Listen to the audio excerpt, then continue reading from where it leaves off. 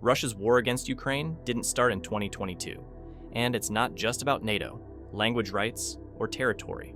It's about power, identity, and the future shape of the global order. For Americans, this isn't just some distant conflict.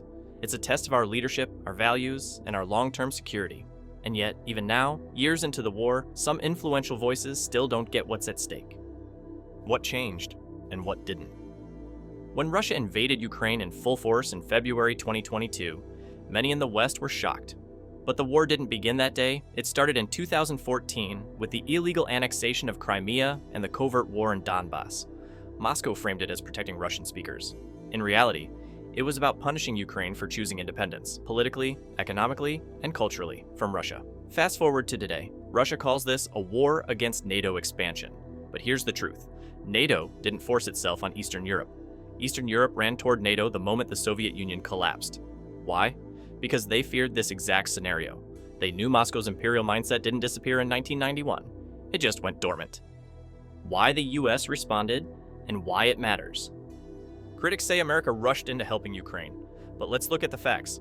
The US didn't deploy troops. It didn't start this war, but when a democratic country is invaded by an authoritarian power, and it asks for help, how America responds sends a message far beyond Europe. Within 96 hours of the invasion, Congress approved emergency aid. Some saw that as bold, others saw it as reckless. But the reality? It was calculated, not emotional, strategic, because here's what was at stake. The credibility of America's alliances, the deterrence power of US commitments, the global message, if you're small but free, will the US back you or let you be devoured? The cost argument, and the truth behind it. Let's talk numbers, because that's where many skeptics focus. The total US assistance to Ukraine, military and humanitarian combined, stands at around $182 billion. Sounds massive until you compare it. The Vietnam War cost the US over $1 trillion, adjusted for inflation. Afghanistan, $2.3 trillion. And what did those wars achieve? Both ended with US troops pulled out. Governments we backed collapsed.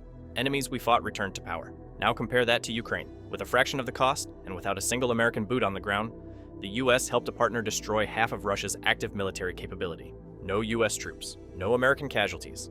But strategic gain, that's not waste, that's leverage. The corruption question, a convenient distraction? One of the loudest talking points is, we don't know where the money's going. But that's not entirely true. In 2024, the Pentagon's Inspector General conducted a multi-layer audit. No significant misuse was found. Could it have been perfect? No system is.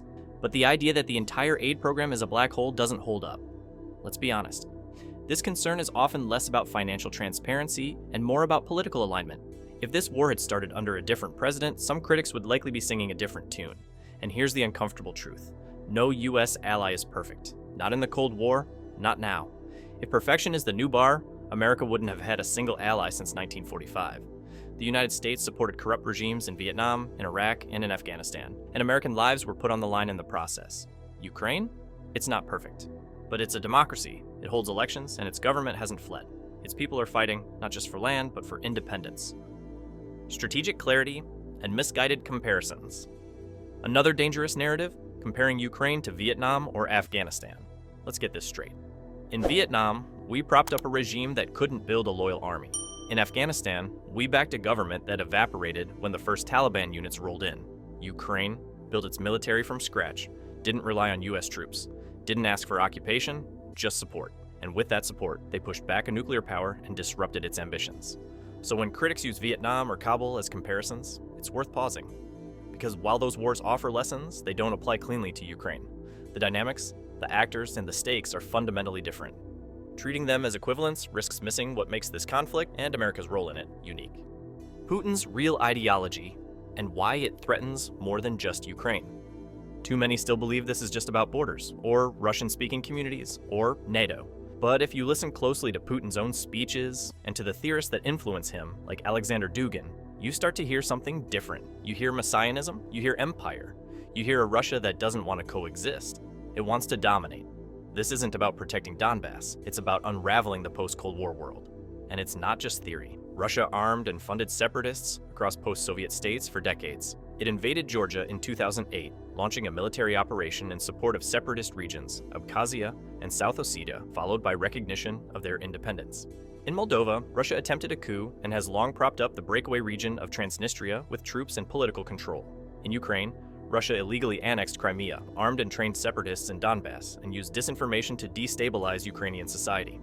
Each case is different, but the pattern is clear. Russia undermines the sovereignty of neighbors through direct force, proxy actors, and strategic coercion. This isn't defensive behavior, it's expansion. And if Ukraine falls, history tells us what comes next. For the US, this is more than moral support, it's security policy. For the United States, the implications are direct and consequential. What does this mean for America? It means defending a world where autocracies don't redraw borders by force.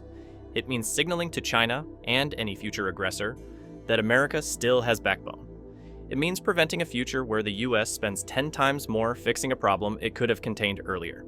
And it's also a question of internal reflection for the United States. If the American public is prepared to abandon support for Ukraine at this stage, what message does that send about the nation's reliability, long-term strategy, and the values it claims to defend? American conservatives, and the importance of getting the story right.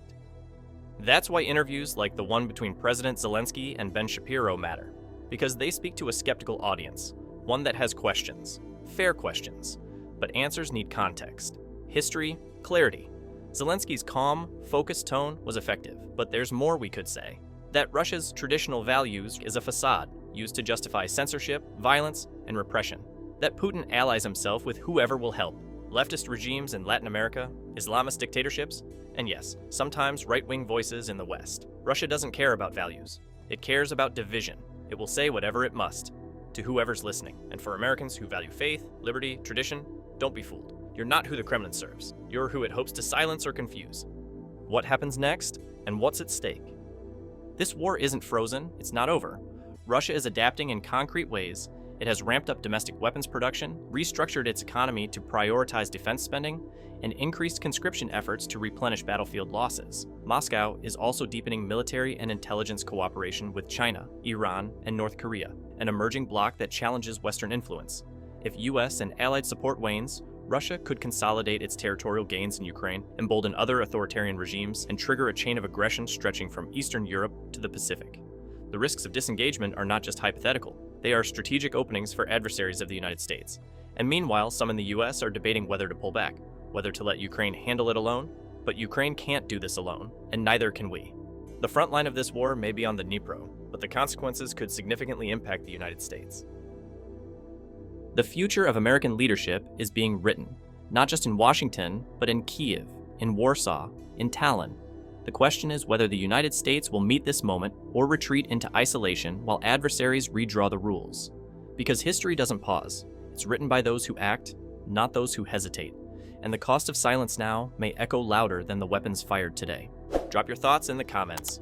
Subscribe, hit like, ring the bell. More's coming. See you next time.